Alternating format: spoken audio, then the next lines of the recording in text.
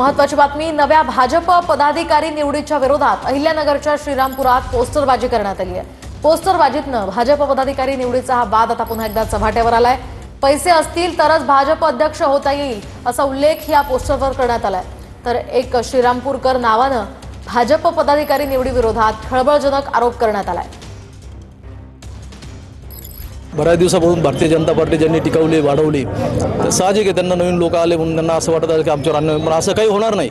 नामदार राधाकृष्ण विखे पाटील यांनी पूर्णपणे श्रीरामपूरमध्ये लक्ष देण्याचं ठरवलेलं आहे आणि जुन्या नव्यांचा मेळ कसा घालायचा आणि कशी नव्यांना जुन्यांना कशी बरोबर घेऊन संधी द्यायची हे त्यांनी ठरवले आहे। नक्कीच कोणावर अन्याय होणार नाही आणि सगळे एकत्रित काम करतील आणि एका जीवानी भारतीय जनता पार्टी अतिशय पुढे जाईल अशी मला स्वतःला खात्री आहे, विश्वास आहे। आमचं पार्टीला किंवा वरिष्ठांना म्हणणं तेच आहे की तुम्ही जे नियम घातले त्या नियमानुसारच निवड करावी आणि असंही कोणाला आमच्यावर लादू नये।